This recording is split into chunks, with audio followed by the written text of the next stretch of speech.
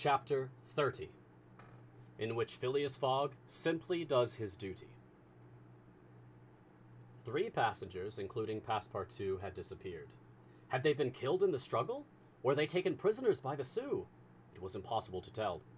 There were many wounded, but none mortally. Colonel Proctor was one of the most seriously hurt. He had fought bravely, and a ball had entered his groin. He was carried into the station with the other wounded passengers to receive such attention as could be of avail. Excuse me. Aouda was safe, and Phileas Fogg, who had been in the thickest of the fight, had not received a scratch. Fix was slightly wounded in the arm, but Passepartout was not to be found, and tears coursed down Aouda's cheeks. All the passengers had got out of the train, the wheels of which were stained with blood.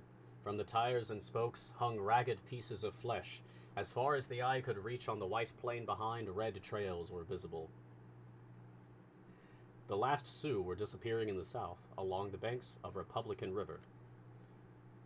Mr. Fogg, with folded arms, remained motionless. He had a serious decision to make.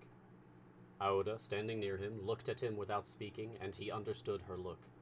If his servant was a prisoner, ought he not to risk everything to rescue him from the Indians? "I will find him, living or dead," said he quietly to Aouda. "Ah, Mr. Fogg!" cried she, clasping his hands and covering them with tears. "Living," added Mr. Fogg, "if we do not lose a moment." Phileas Fogg, by this resolution, inevitably sacrificed himself. He pronounced his own doom. The delay of a single day would make him lose the steamer at New York, and his bet would be certainly lost. But as he thought, "It is my duty," he did not hesitate. The commanding officer of Fort Kearny was there. 100 of his soldiers had placed themselves in a position to defend the station, should the Sioux attack it. "Sir," said Mr. Fogg to the captain, 3 passengers have disappeared." "Dead?" asked the captain. "Dead or prisoners. That is the uncertainty which must be solved. Do you propose to pursue the Sioux?" "That's a serious thing to do, sir," returned the captain. "These Indians may retreat beyond the Arkansas, and I cannot leave the fort unprotected." "The lives of 3 men are in question, sir," said Phileas Fogg. "Doubtless. But can I risk the lives of 50 men to save 3? "I don't know whether you can, sir, but you ought to do so." "Nobody here," returned the other, "has a right to teach me my duty." "Very well," said Mr. Fogg coldly. "I will go alone." "You, sir!" cried Fix, coming up. "You go alone in pursuit of the Indians?" "Would you have me leave this poor fellow to perish, him to whom every one present owes his life? I shall go." "No, sir, you shall not go alone," cried the captain, touched in spite of himself. "No, you are a brave man. 30 volunteers," he added, turning to the soldiers. The whole company started forward at once. The captain had only to pick his men. 30 were chosen, and an old sergeant placed at their head. "Thanks, Captain," said Mr. Fogg. "Will you let me go with you?" asked Fix. "Do as you please, sir, but if you wish to do me a favor, you will remain with Aouda, in case anything should happen to me." A sudden pallor overspread the detective's face. Separate himself from the man whom he had so persistently followed step by step? Leave him to wander about in this desert?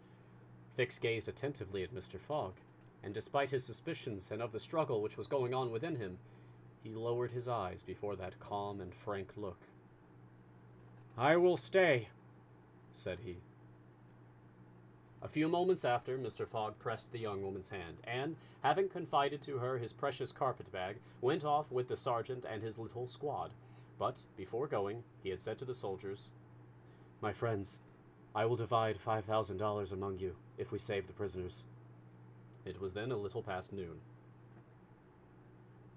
Aouda retired to a waiting room, and there she waited, alone, thinking of the simple and noble generosity, the tranquil courage of Phileas Fogg.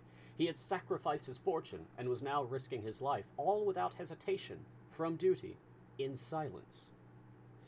Fix did not have the same thoughts, and could scarcely conceal his agitation. He walked feverishly up and down the platform, but soon resumed his outward composure. He now saw the folly of which he had been guilty in letting Fogg go alone. What?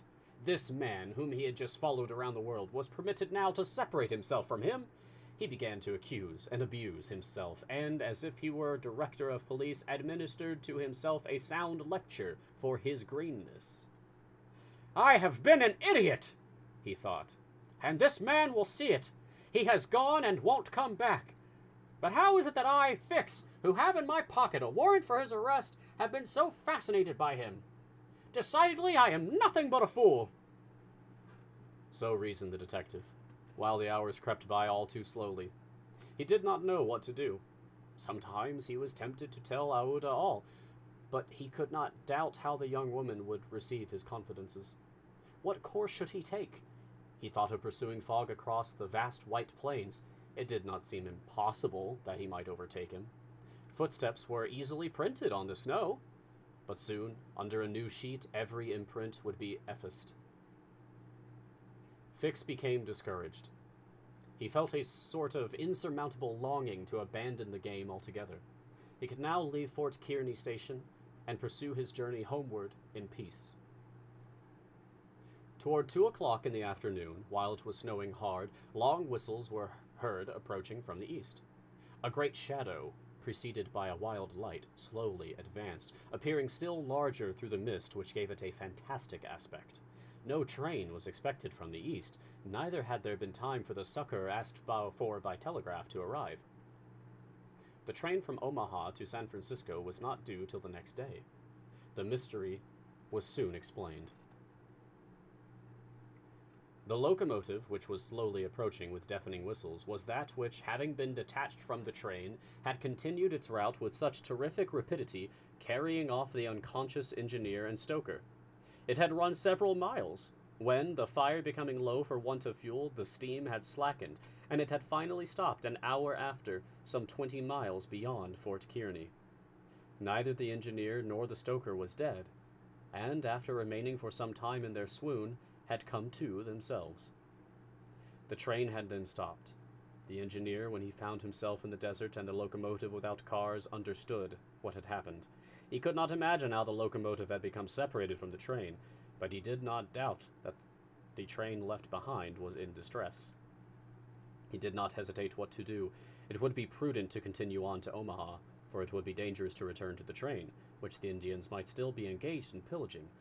Nevertheless, he began to rebuild the fire in the furnace. The pressure again mounted, and the locomotive returned, running backwards to Fort Kearney. This it was which was whistling in the mist.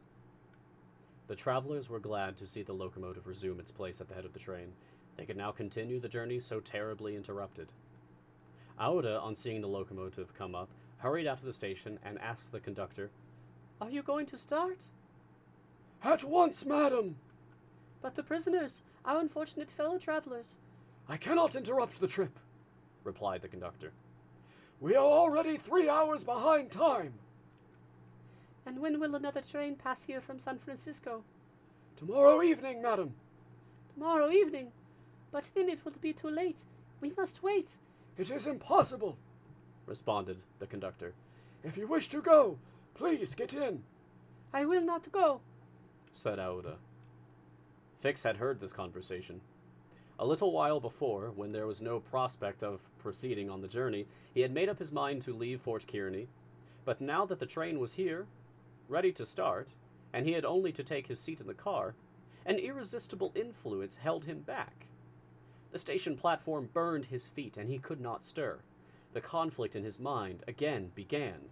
Anger and failure stifled him. He wished to struggle on to the end. Meanwhile, the passengers and some of the wounded, among them Colonel Proctor, whose injuries were serious, had taken their places in the train. The buzzing of the overheated boiler was heard, and the steam was escaping from the valves. The engineer whistled, the train started, and soon disappeared, mingling its white smoke with the eddies of the densely falling snow. The detective had remained behind. Several hours passed. The weather was dismal, and it was very cold. Fix sat motionless on a bench in the station. He might have been thought asleep. Aoda, despite the storm, kept coming out of the waiting room, going to the end of the platform, and peering through the tempest of snow, as if to pierce the mist which narrowed the horizon around her, and to hear, if possible, some welcome sound. She heard and saw nothing. Then she would return, chilled through, to issue out again after the lapse of a few moments, but always in vain. Evening came, and the little band had not returned. Where could they be? Had they found the Indians, and were they having a conflict with them, or were they still wandering amid the mist? The commander of the fort was anxious, though he tried to conceal his apprehensions. As night approached, the snow fell less plentifully, but it became intensely cold. Absolute silence rested on the plains. Neither flight of bird nor passing of beast troubled the perfect calm. Throughout the night, Aoda, full of sad forebodings, her heart stifled with anguish, wandered about on the verge of the plains. Her imagination carried her far off and showed her innumerable dangers. What she suffered through the long hours it would be impossible to describe. Fix remained stationary in the same place, but did not sleep. Once a man approached and spoke to him, and the detective merely replied by shaking his head. Thus the night passed. At dawn, the half-extinguished disk of the sun rose above a misty horizon, but it was now possible to recognize objects 2 miles off. Phileas Fogg and the squad had gone southward. In the south, all was still vacancy. It was then 7 o'clock. The captain, who was really alarmed, did not know what course to take. Should he send another detachment to the rescue of the first? Should he sacrifice more men with so few chances of saving those already sacrificed? His hesitation did not last long, however. Calling one of his lieutenants, he was on the point of ordering a reconnaissance when gunshots were heard. Was it a signal? The soldiers rushed out of the fort, and 1/2 mile off they perceived a little band returning in good order. Mr. Fogg was marching at their head, and just behind him were Passepartout and the other 2 travelers rescued from the Sioux. They had met and fought the Indians 10 miles south of Fort Kearney. Shortly before the detachment arrived, Passepartout and his companions had begun to struggle with their captors, 3 of whom the Frenchman had felled with his fists, when his master and the soldiers hastened up to their relief. All were welcomed with joyful cries. Phileas Fogg distributed the reward he had promised to the soldiers, while Passepartout, not without reason, muttered to himself, It must certainly be confessed that I cost my master dear.